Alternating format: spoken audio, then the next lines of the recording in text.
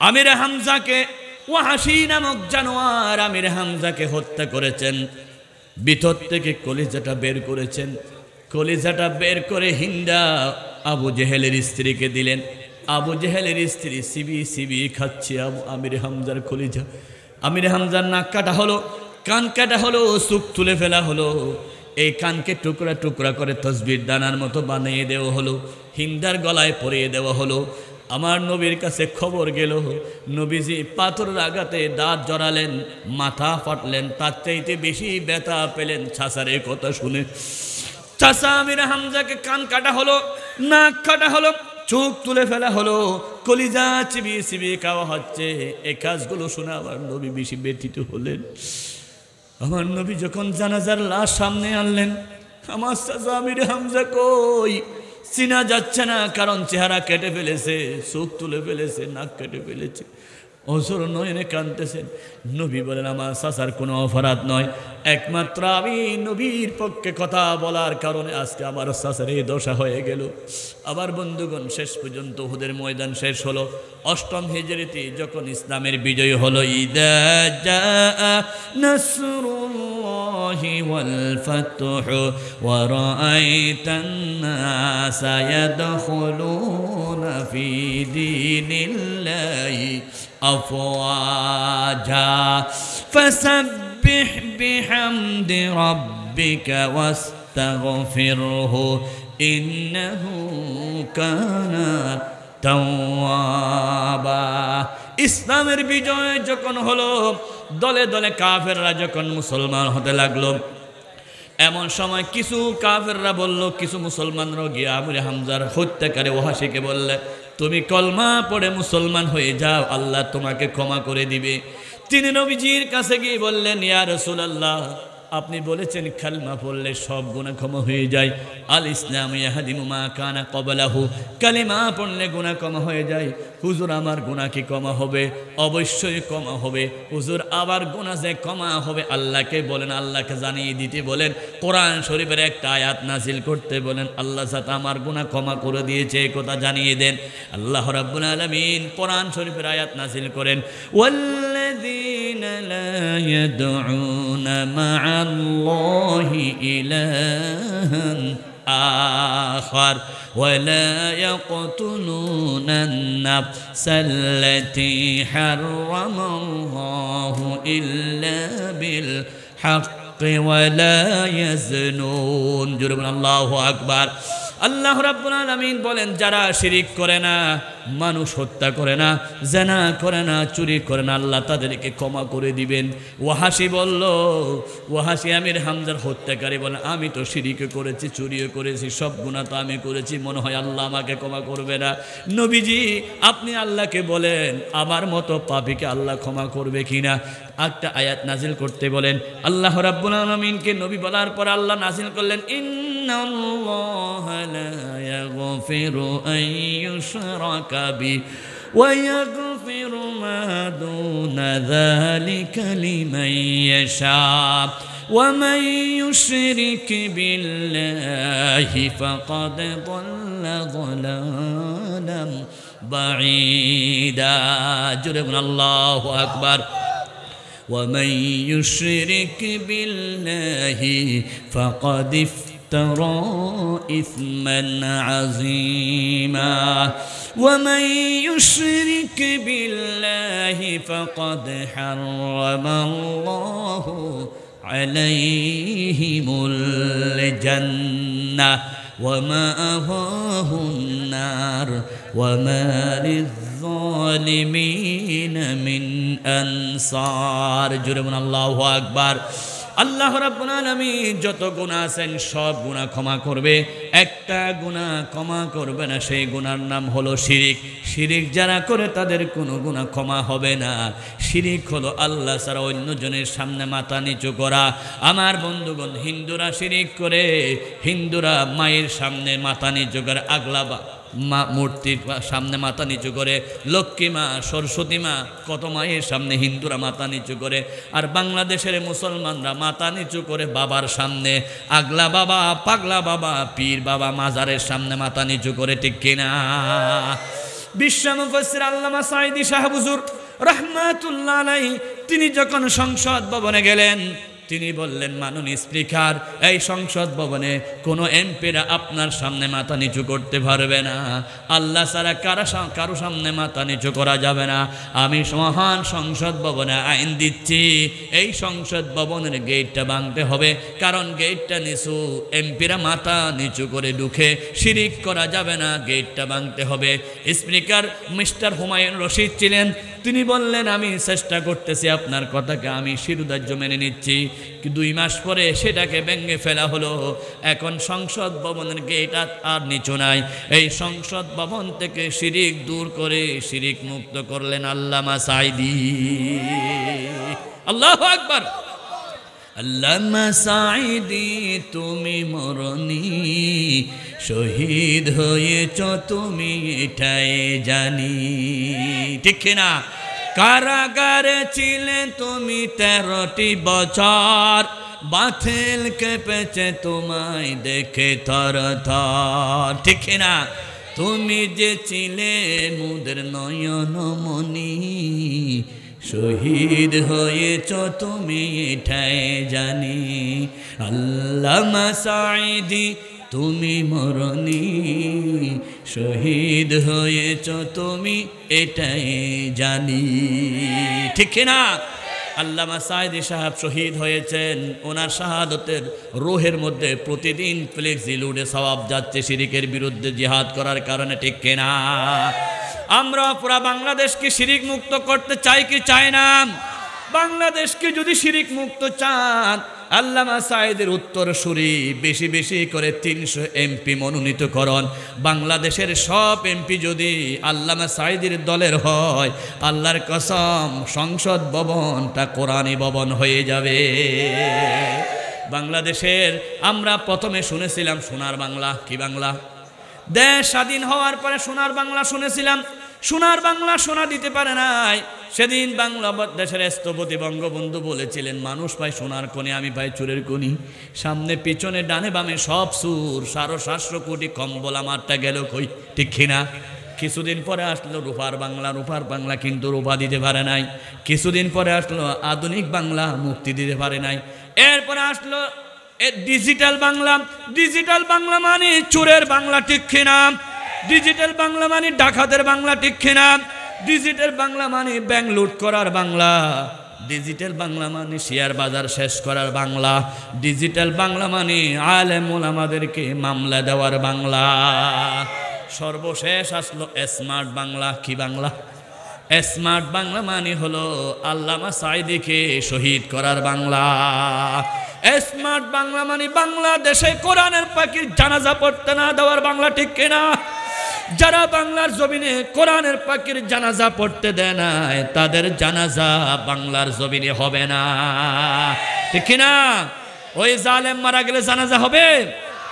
সমস্ত মুসলমান মারা গেলে পড়তে হয় ইন্না লিল্লাহি, আর জালেম মারা গেলে পড়তে হয় আলহামদুলিল্লাহি রাব্বিল। মৃত্যুর দোয়া হলো 2টা। কয়টা? এতদিন আপনারা জানতেন মৃত্যুর দোয়া একটা, ইন্না লিল্লাহ। আজকে থেকে জানেন মৃত্যুর দোয়া 2টা। ভালো মানুষ মারা গেলে ইন্না লিল্লাহ, জালেম মারা গেলে। এটা শরীয়তুল্লাহর ফতোয়া নয়, ডাইরেক্ট কোরআনের ফতোয়া। কোরআনুল কারীম পারা নম্বর 7 পৃষ্ঠা নম্বর 12, সূরার নাম হলো আনআম। আল্লাহ রাব্বুল আলামিন সেই সূরার 12 নম্বর পৃষ্ঠা 3 নম্বর লাইনে বলেন, ফাকুতিআ দাবিরুল কওমিল্লাযীনা যালামু ওয়ালহামদুলিল্লাহি রাব্বিল আলামিন। আল্লাহু আকবার বলেন। এই আয়াতের প্রমাণ হলো সকল মানুষ মারা গেলে পড়তে হবে ইন্না লিল্লাহ বলুন, আর জালেম মারা গেলে পড়তে হবে আলহামদুলিল্লাহ। রাজি আছেন তো আমার ভাইয়েরা? সেজন্য বলি, সোনার বাংলা শোনা দিতে পারে নাই, রূপার বাংলা মুক্তি দিতে পারে নাই, আধুনিক বাংলা শান্তি দিতে পারে নাই, ডিজিটাল বাংলা বাংলাদেশের মানুষের হাসি ফোটাতে পারে নাই, স্মার্ট বাংলা মানুষের ঘরে ঘরে আগুন জ্বালাইয়া দিয়েছে। ঠিক কিনা? সব দেখা শেষ, সোনার বাংলা দেখা শেষ, রূপার বাংলা শেষ, আধুনিক বাংলা শেষ, ডিজিটাল বাংলা শেষ, স্মার্ট বাংলা শেষ, সব দেখা শেষ। এবার হবে আল কোরআনের বাংলাদেশ। বলুন ঠিক কিনা? বাংলার জমিনকে কোরআনের জমিনে পরিণত করতে চান, প্রয়োজন রক্ত দিব, জীবন দিব, কারা কারা চান আল্লাহকে দুই হাত তুলে দেখান।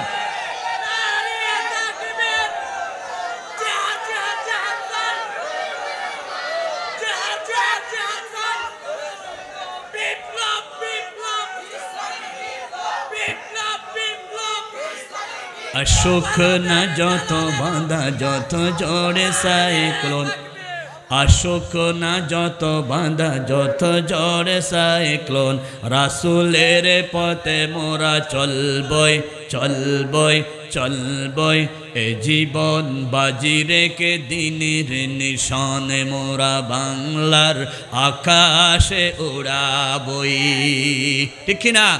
মোরা কামানের মুখোমুখি দাঁড়িয়ে আল্লাহু আকবার বলবো,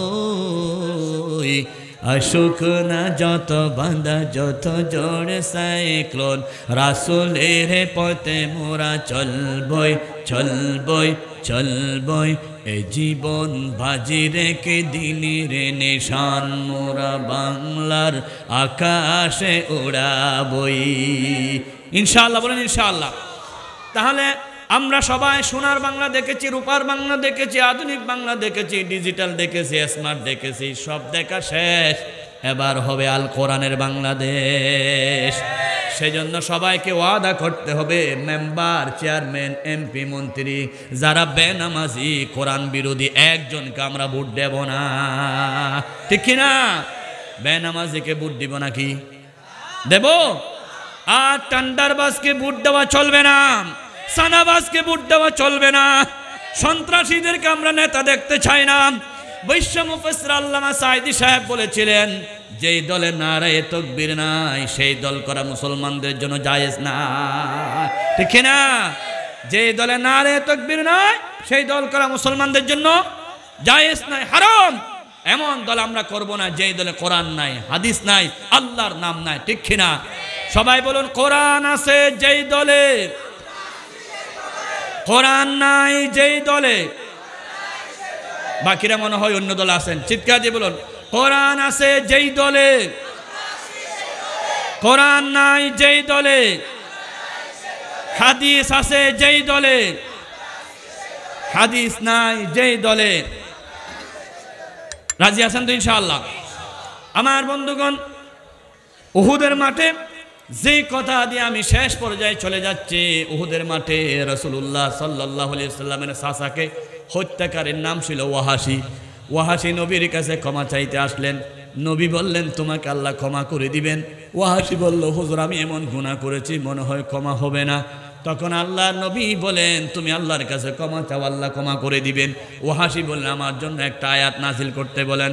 আল্লাহ রাব্বুল আলামিন নাজিল করলেন সূরাতুল ফুরকান, পারা নম্বর 19, পৃষ্ঠা নম্বর 5। সূরার নাম হলো ফুরকান, আয়াত নম্বর হলো 70। আল্লাহ বলেন, ইল্লা মান তাবা ওয়া আমানা ওয়া আমিলা আমালান সালিহা ফাউলাইকা ইউবাদদিলুল্লাহু সাইয়্যাতিহিম হাসানাত। জোরে বলুন আল্লাহু আকবার।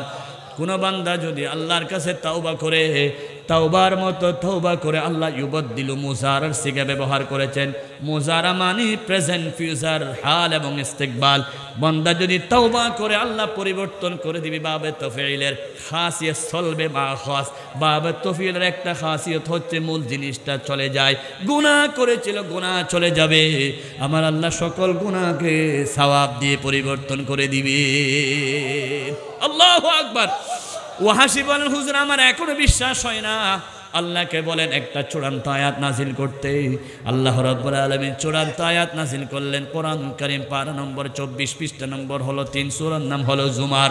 আমার আল্লাহ বলেন, কুল ইয়া ইবাদিয়াল্লাযীনা আসরাফু আলা আনফুসিহিম লা তাকনাতু মির রাহমাতিল্লাহ ইন্নাল্লাহা ইয়াগফিরুয যুনুবা জামিআ। আল্লাহু আকবার বলেন।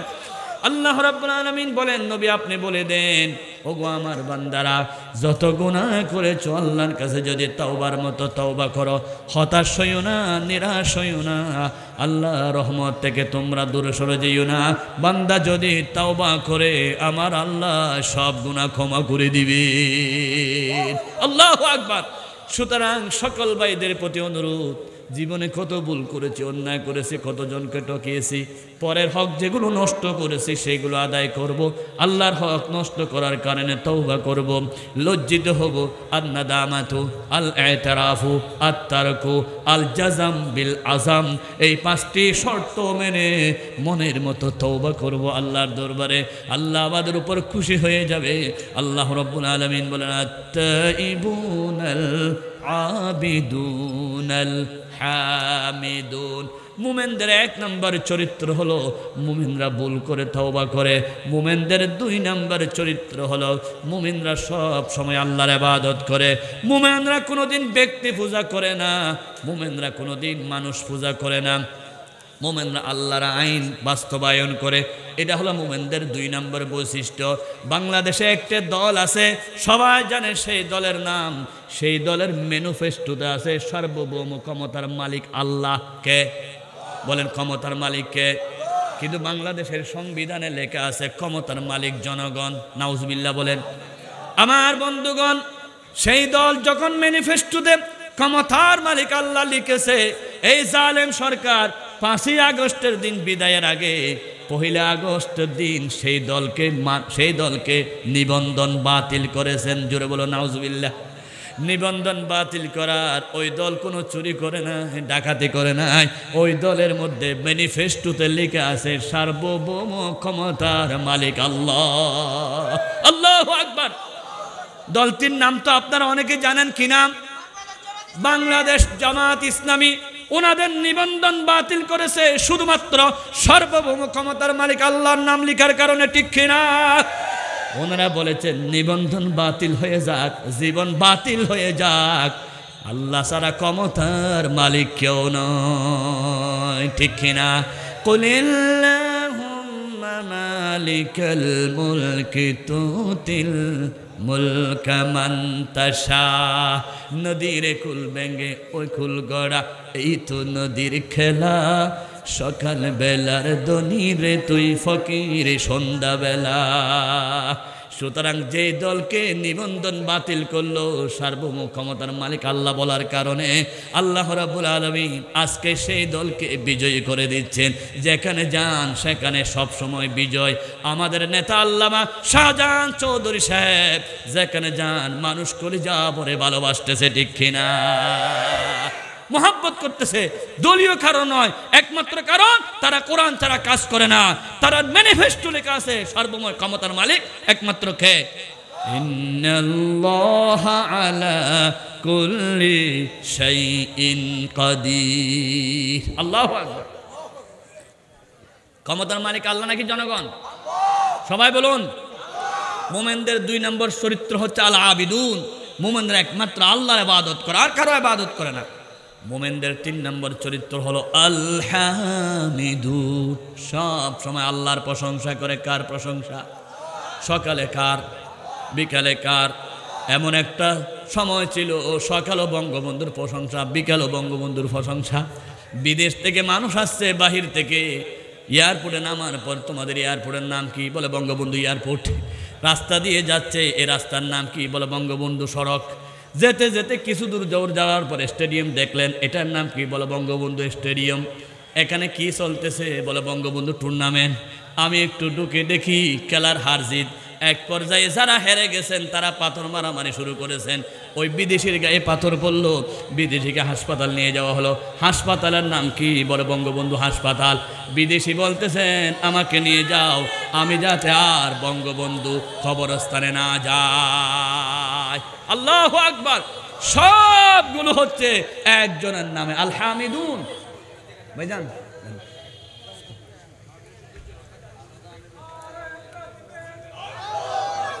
আব্দুল্লাহ নবী সাহেবের আগমন, শুভেচ্ছার স্বাগতম, শুভেচ্ছার স্বাগতম। আলামিনের আগমন, বাবা জাগরণের পক্ষ থেকে লাল গোলাপ শুভেচ্ছা, লাল গোলাপ শুভেচ্ছা, বাবা জাগরণের পক্ষ থেকে। আলহামদুলিল্লাহ আমাদের মাঝে উপস্থিত হয়েছেন আজকের এই বিশাল তাফসীরুল কোরআন মাহফিলের সম্মানিত প্রধান মুফাসসির, সারা বাংলাদেশে সারা জাগানো ওয়াইএস বিশিষ্ট ইসলামী চিন্তাবিদ, শিক্ষাবিদ, মিডিয়া ব্যক্তিত্ব আল্লামা আব্দুল্লাহ আল আমিন ঢাকা। আল্লামা আব্দুল্লাহ আল আমিন ঢাকা। নারে তাকবীর, নারে তাকবীর।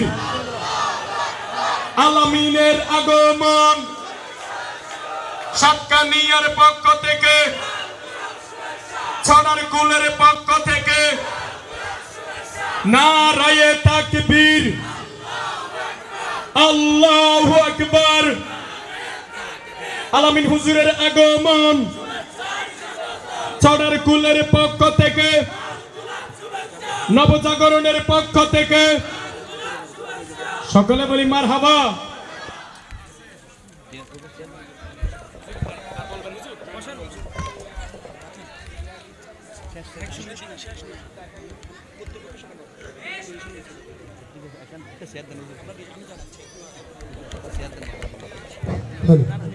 যে আমরা দাঁড়িয়ে না থেকে বসে যাই, মাহফিলের পবিত্রতা রক্ষা করুন।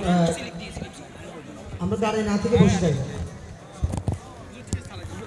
আলহামদুলিল্লাহ, সম্মানিত উপস্থিতি, আজকের এই মাহফিলের প্রধান আকর্ষণ আন্তর্জাতিক খ্যাতি সম্পন্ন মুফাসসির কোরআন, বিশিষ্ট ইসলামী চিন্তাবিদ, শিক্ষাবিদ হযরত মাওলানা কারি আব্দুল্লাহ আল আমিন সাহেব আমাদের মাঝে এসে উপস্থিত হয়েছেন। সম্মানিত মেহমানবৃন্দ, আপনারা যারা এখন বিক্ষিপ্তভাবে ঘোরাফেরা করছেন, দয়া করে আপনারা মেহমানের সম্মান রক্ষার্থে, আমাদের মাহফিলের সম্মান রক্ষার্থে আপনারা প্যান্ডেলে বসে পড়ুন। আলহামদুলিল্লাহ,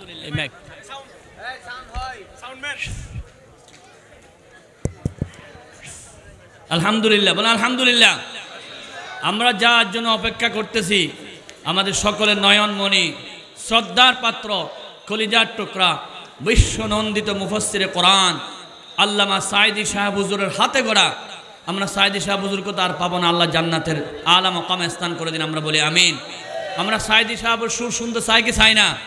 সাঈদী সাহেবের অবিকল সুর আল্লাহ রাব্বুল আলামিন যাকে দিলেন, তিনি হচ্ছেন আজকের আমাদের মাহফিলের প্রধান মুফাসসির, আমার অত্যন্ত পরম শ্রদ্ধেয় মুরব্বী, উস্তাদ আসাতিজা, তাজুল উলামা, শামসুল উলামা, ফখরুল উলামা হযরত শেখ আল্লামা কারি মাওলানা আব্দুল্লাহ আল আমিন সাহেব, বারাকাল্লাহু ফি হায়াতি, তশরীফ এনেছেন। আলহামদুলিল্লাহ বলেন আলহামদুলিল্লাহ।